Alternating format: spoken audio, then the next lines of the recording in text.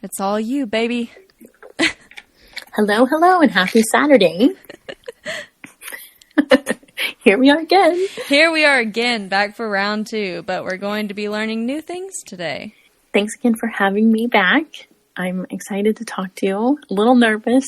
It's a pretty big topic, but really important. So let's jump in. Let's jump right in. Many people have asked about leaving the cult, and others ask, well, why don't they just leave? Why don't you just walk out the door and be free? And it's not that simple at all. So I thought I would start today by sharing more about my personal story, because I don't tell other people's stories for them. I leave their stories for them to tell. And so I wanted to tell more of my story today.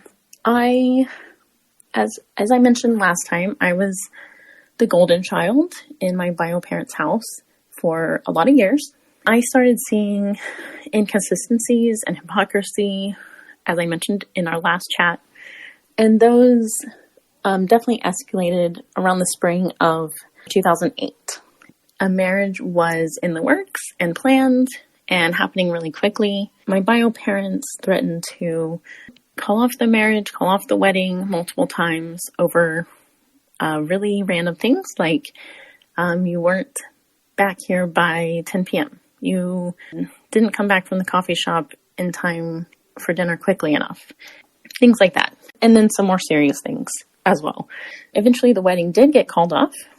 This all happened in a really, really short time frame. Like February was the beginning, and we were supposed to get married in May. The wedding got called off in early April. And then I decided to confront my bio parents about the control, about some of the inconsistencies and the hypocrisy that I was witnessing. Just some pretty basic things, not any of the sexual abuse and anything like that. So I had to sit down with my bio parents, and then I left for 2 days as recommended by a counselor that I was seeing that was an approved counselor. Meaning that they were also in the cult. I'm not sure. I'm not sure if this counselor was in the cult. I think they had been. I'm not sure if they were at the time, but they were at least approved by my bio parents. Yes, very trusted. They wouldn't have allowed me to go to anyone, that they were not very confident in maintaining confidentiality or control to some extent. Yes. Makes sense. Okay. So I left for 2 days, and at the morning of the second day, I received an email from my bio dad telling me that I was not welcome to come back to their house to live, and that I could arrange to set a time to come and pick up my things. So I was pretty shocked by that, called and left a message, and went at the time that I left in the message to pick up my stuff later that day, and that's when I found my bio mom in her attempted suicide attempt. And I've blogged about that on my blog. So it's called The Flowers is the name of the post. Anyone can go check that out. Well, give the name of your blog too, so that they have that. Okay. My blog name is Out of the Shadows 2019.blogspot.com. And the post name is The Flowers. Of course, that was a really traumatic situation. We were at the ER for 5 hours before the medical personnel said that they thought that she would survive. My bio dad blamed me. That it was really terrible. Then they apologized for blaming me, and then they continued to blame me. I knew, though, that it was not my fault. It was not my choice, and that really was a point at which the ties were severed pretty severely. And I think that, as I mentioned in my blog, that was something that was very necessary due to the depth of the brainwashing and the connection with my bio parents through all those years. I was days away from my 26th birthday at the time. And so then I started off life on my own. No college degree, very little money, and my 4-door dark green minivan. And yes, I had a 4-door dark green minivan. That was my first car. I bought it when I turned 20. I love that. And, I had that car. My bio parents encouraged each of me and my siblings to buy a car that could last us for 10 years for our first cars. And so that's what I did. And, of course, I was planning to be a wife and mom, so I thought a minivan was a good choice. I also like to carry around friends, so it worked out really well. Of course, a lot of people laughed at me because a 20-year-old driving a minivan is not the typical sight when you're single. That's there hilarious. Was. And I kept it for 12 years, so I got my money's worth out of it. Oh, yeah, you did. Yes, I did. I also had a lot of furniture and stuff. I had been collecting stuff since I was, probably 10 or 11, so that I would be ready to have a house and get married. And I had a lot of stuff. So I was prepared to get married, but I was not prepared to survive on my own. My whole world crashed and burned at that time. I was reeling in every sense of the word, trying to sort out the truth, trying to tell who's lying to me, who's telling the truth. What are these beliefs? The confusion, I cannot even convey how deep that is, especially having been born into the cult, into the brainwashing, into the indoctrination. I mean, the cult beliefs grew up with me, and separating them from myself was it felt like trying to pull things off of my DNA. I mean, it was just so ingrained. That process of deconstructing continues. It's a long process. And I'm really grateful, though, for the opportunity to be free, to know truth, to be able to sort through all of those things. Did you start with basic things like, okay, I can wear pants, or I can, I don't even know where to begin with that, but did you just start with just basic common things and then work your way up? And because, this is how you live, how you dress, how you think. Mm-hmm. Mm-hmm. It's everything. It's not like one part of your life. It's 26 years of your whole life that you're rethinking. Yeah, absolutely. It was complete. Let me think about where I started. So I had, before this time, my mom had started wearing pants. So they encouraged me to start wearing pants too, which is kind of surprising. However, let me qualify this. No jeans, because jeans are very form-fitting, so they're very tempting to men. Also, I'm a very curvy girl, and that's just how I'm made. I wore pants, but they had to be loose. You couldn't see that I had any curves, because that's too tempting. You couldn't have any kind of form fitting at all. Basically, I had to buy much larger sizes, which then made me look like I was walking around wearing tent pants or something ridiculous. I mean, it was so ridiculous. And also, you couldn't see, they wanted me to wear things that you couldn't see that I had two legs until past my bottom. I don't know if there's a better way to say that, but yeah. So I was wearing pants. However, it was very unfashionable and pretty ridiculous looking. Part of the modesty claim is that you're not supposed to draw attention to yourself.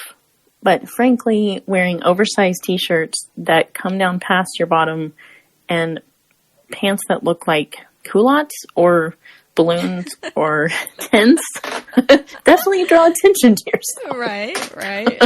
Yes.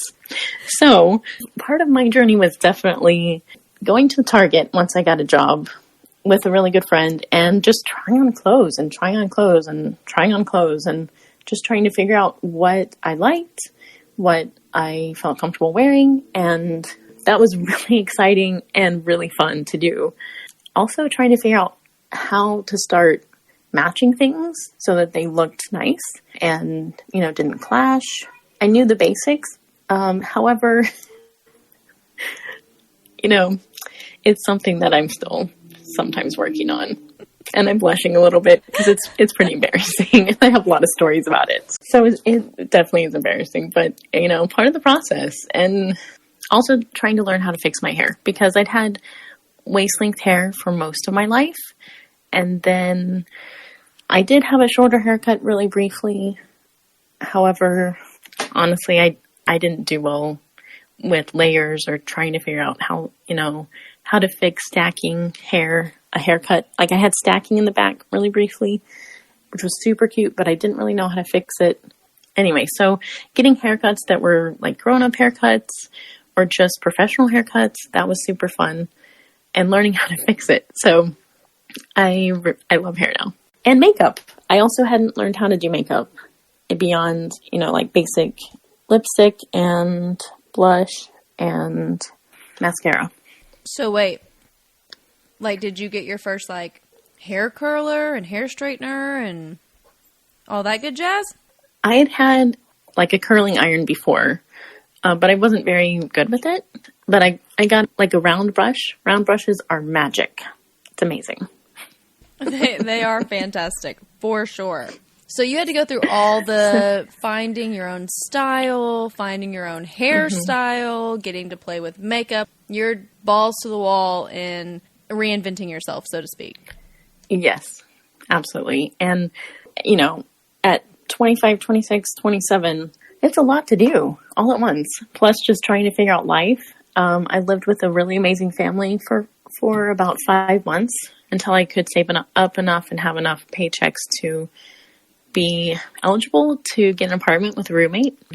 And that was a really incredible experience too, to live with a family who, they really loved God. They were really strong Christians, and yet it was not anything I had ever seen before in the day-to-day life. So it was definitely a process of just figuring out, wow, this is a lot different than I've ever experienced. Also, I got to choose like my own laundry detergent, and I bought paper towels. Those were my first like purchases on my own with my job that I was super excited about. And I bought paper towels and was like, I'm going to use these as much as I want to. Oh my gosh, were you limited on paper towels? Yes. Oh yes. my gosh. What? I mean, we really take things for granted, I swear. Yes, we do. It's, just little things. And so, but that's a fun memory. I was very proud of my paper towels when I brought them home that day. As you should be. Mm-hmm. Free use on the paper towels. So when you left, this was an abrupt leaving, like, okay, you had an incident, you left. Did you have a game plan? Like, how did you find this family to stay with on short notice? That was an amazing provision, because I did not have a game plan. My plan was that after this confrontation with my parents, my bio parents, I would leave for 2 days, stay with some friends, and then come back, and we would, try to work things through and move forward. Because that's what a good girl does in the cult. You work things out with your bio parents, and then you continue to submit and stay under their roof. So that was my plan. When my bio dad kicked me out, I had no place to go. I kind of stayed with a couple different friends on the spur of the moment. They were super gracious to open their doors to me. I stayed with my oldest sister too for a couple weeks, and then I had to, figure out a plan. So I had an idea, but then this lady came up to me at my church, and this is not a cult church. It's just non-denominational. And I had known them for a while. I was friends with her daughter. She said, hey, I just want to invite you to come stay with us if you need a place to stay. And I pretty much almost broke down right there on the spot, because I literally didn't have a place to go. That was really incredible. And they're an incredible family, amazing provision and gift to spend those months with them. Did they know you were looking for a place, or could she sense that there was something going on, so she just knew and kind of reached out to you? That's a great question. And I think that there had been rumblings in the church and that things were happening in my bio family. And this was about 2.5 weeks after my bio mom's attempted suicide.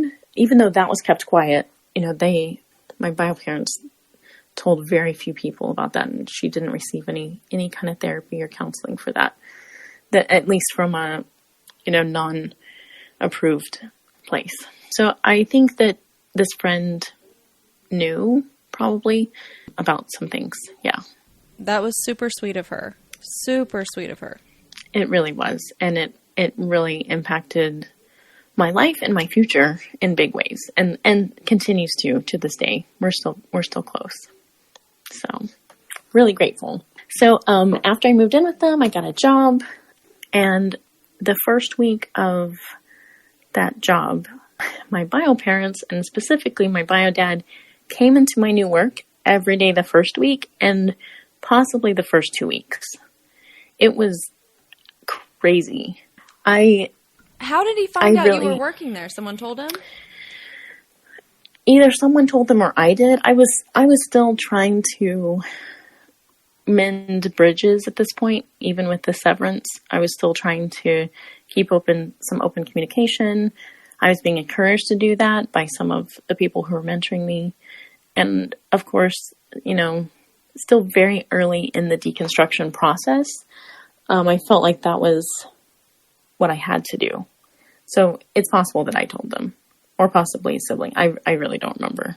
So he showed up every day for a week, possibly two. What was he trying to do? I think that he was trying to reestablish really close contact with me. It was the first opportunity that he'd had to approach me where there weren't other people around, or, other people that necessarily knew what was happening. And really I hadn't told many people at all the extent of what had happened. And so I think that just trying to exert that control and intimidation, they brought me a gift one day. They brought other things they wanted me to ask my boss to do one day. It was insane. And frankly, bordering on stalking. Also, my bio dad made inappropriate intrusions into other people's property, into buildings, and made some people very angry. I also thought I was going to lose my job as a result, and it was really hard. So if I knew then what I know now, I could have easily obtained a restraining order or order protection, whatever it's called in Arkansas. However, I didn't know any of that at the time. And of course, this was, even further complicated because my bio dad had threatened to kill me and had told me how he would kill me if I told anyone about the abuse that he perpetrated against me. I believed him and knew that he was capable of that. And I was very afraid, very afraid. I was afraid of him. I was afraid for my life. And I didn't think that anyone would believe me. And I didn't know that there were protections available if I were to go to the police, that they could do things to help protect me if I told them and provided that testimony to them. I had no idea at the time that I had any of those options.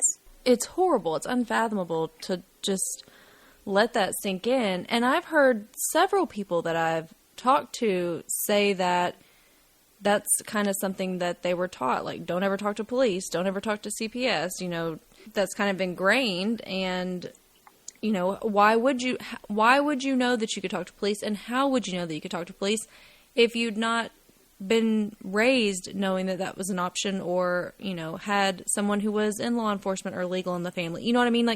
People don't think about those little things that seem so, I don't know, common to some people, that some people don't know anything about that. They don't know that that's an option, that that's a thing, that it's an easy thing you can, seek help for.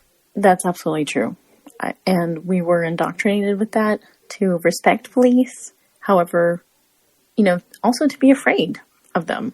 And the information was withheld as far as how these types of activities were illegal and could be prosecuted, and the protections available for victims and survivors. And of course, as you said as well, the CPS or DCS, also I was conditioned to be afraid of them, to think of them as an entity who would come in and take me away from my parents, and then my life would be terrible. That's what we were conditioned to believe about them. And I can tell you, cooperating with investigations, that it's not true, that it is important to report to CPS or DCS or whatever it's called in that particular state. It's important that they have those records, and the records are made for the protection of children.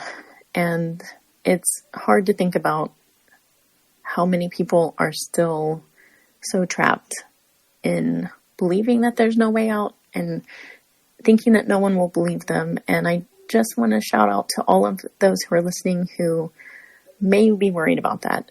You're not alone, and there are ways to get help safely. There are ways to get out, and I can point you in those directions. So take heart. I know that you and I are both keeping up with comments on YouTube for your last episode, and one comment that I saw several times on YouTube and I think TikTok, Instagram, that just multiple people asked, and I said I would ask you, they asked if there is like an organization, a nonprofit that is designated to helping people leave IBLP. That's a great question, and I'm so grateful for everyone who asked that, and for you reminding me now of that as well. There is one organization that I know helps a lot of people who are leaving IBLP, and it's called Emotional Justice. The website is emotionaljustice.org. This nonprofit is a really incredible resource for survivors. For any survivors out there, it's a great resource for you. For those interested in helping, it's a nonprofit, and you will receive a tax slip for your taxes. And it's just a great organization. There are some others as well that I know of, depending on the state. And I'm happy to post that on my website or on my Instagram, if that would be helpful. Yes, that would be extremely helpful. Just so people, maybe they want to click on it, maybe they want to save it later to click on it, or maybe they know someone that might possibly want to click on it. Just making sure that they have that information should they need it or know someone that does. And I'm honestly glad to hear that there is an organization dedicated to it, because when they asked, I was like, I really don't know. I'm going to have to text Mary and see what she says, because I really don't know. And it's a great question. Like, is there someone that can help with housing and helping you get orders of protection or talk to Child Protective Services should you need to, whatever that might be? It's great to know that there is an organization out there that will help you with all of the steps along the way, because it is a big thing to get out. Yes, it's a huge process to get out. And I should clarify, emotionaljustice.org may not help with all of those steps, and they're not dedicated solely to IBLP survivors. However, I know they're very knowledgeable about leaving IBLP, so it's a great resource. And there are some others. I need to think about it, but I will post that on my Instagram. And of course, it goes without saying that should someone be listening to this, have questions, they can send those in, and I'm sure you and other people who have left would be more than happy and willing to respond to said email or message with things that they can do or people they can talk to, like any way to help. Absolutely. That can, help any way we can. You got a friend in me, basically, Toy Yes. Story over here. Yes, absolutely. You got a friend in me, in both of us. Let's do this. So please, if you're listening, send in your questions, private message, whatever ways you want to communicate, and be happy to help you. When you left, what was the scariest thing? I'm sure you went into shock, right? Like, you went into shock, like, wow, I can't believe this is happening. I'm really leaving him. Oh, I'm buying pants at Target. I'm buying a band t-shirt at Target, or whatever you bought. Whatever it was.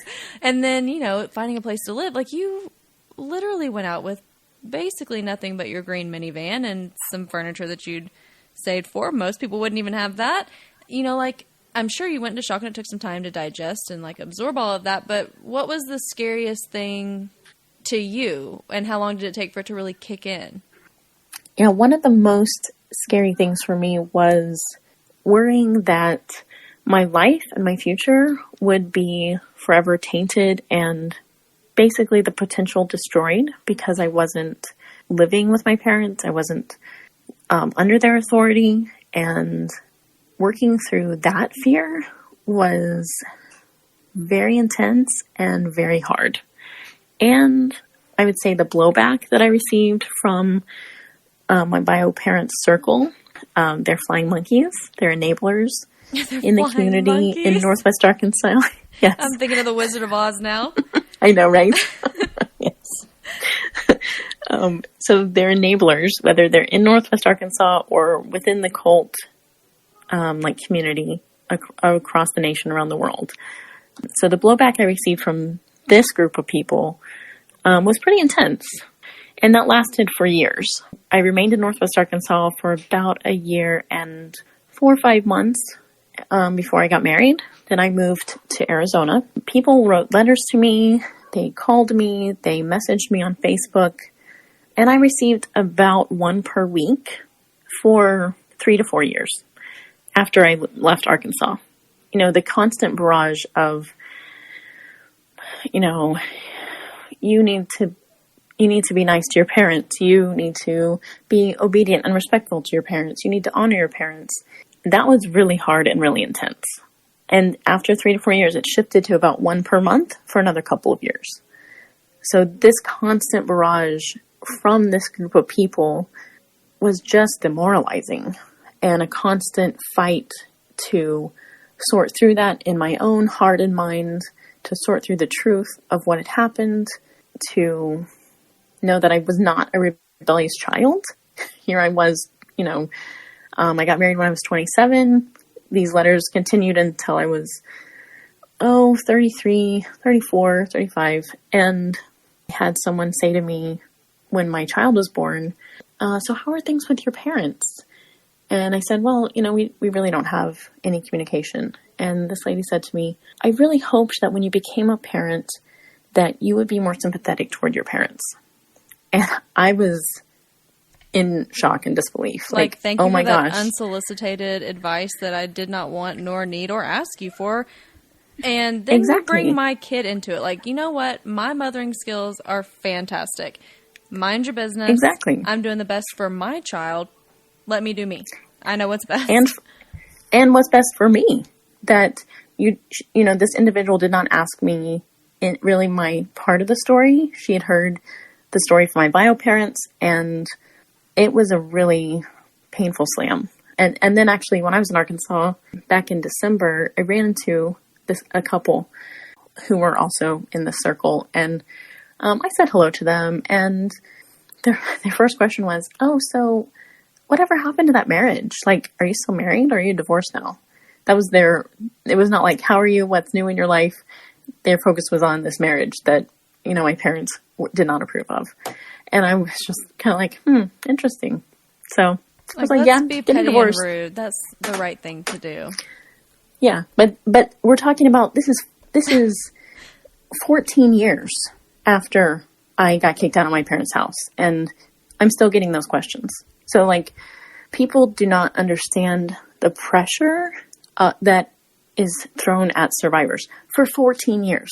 It's a very long time. And also, people don't realize when you mentioned that your bio dad had made threats towards you, you wholeheartedly believed those threats. It was a legitimate fear that you had, and you did not make a peep until after he died.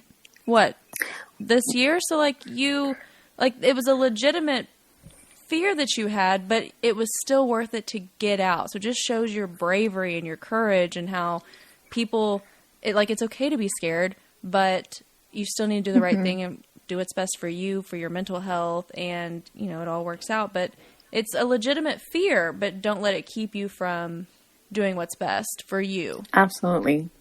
Yes. And it is a legitimate fear, and you're right. Don't let it keep you, because it's important. It's important to get out and be free and to heal and to be safe. I wasn't safe at all. And I didn't go public with, or at least to the whole world public, until January, after he died in November of last year. I had started speaking up back in 2018 when I did go to the police about the sexual abuse that my bio dad perpetrated against me. I made a report. I went through the whole interview process and was prepared to provide testimony. So I did do all of that. However, in the time period in which I reported, the statute of limitations in Arkansas Arkansas kind of flip-flopped back and forth between the statute of limitations on child sexual abuse. And I reported it in that time, sadly, that it was back to having a statute of limitations that was shorter. Within months, it was changed back to not having a statute of limitations. So the good news is that reports of child sexual abuse now will be able to be prosecuted against the perpetrator or against the alleged perpetrator. And with the new laws, you can come out no matter how much time has passed. Mm-hmm. Absolutely. And report it, let the police handle it from there. You can report that now the statute of limitations, sex crimes against children is not there anymore. So, yes. Of course, if you don't let somebody tell you that that's in place, it's no longer in place, and you can report something that happened 10, 15 years ago now. Yes, that is absolutely correct. And, the police, it was a really hard process, but the police and the investigators were very supportive. There's victim advocates in place. They were really incredible to work with as well. It's not a process that one has to go through alone. So it's when someone is ready, they're there and ready to listen and to believe you and to move things forward. Well, we're kicking ass and taking names today. We're hitting all the hard stuff today. Yes, we are. Yes, we are. And I'm laughing because otherwise I'd be crying. Hey, so. Sarcasm is my defense mechanism. I have a dark sense of humor. That's the only way to survive. If you talk and look at this stuff all day, every day, that's literally the only way to get through it. It is. Otherwise, it's too depressing to talk. You have to find some type of humor to get through it. I mean, at least I feel that way. I totally feel that way too. That's why I do Meme Mondays every Monday on my Instagram because we've got to laugh about silly, crazy stuff. I'm telling you what, it's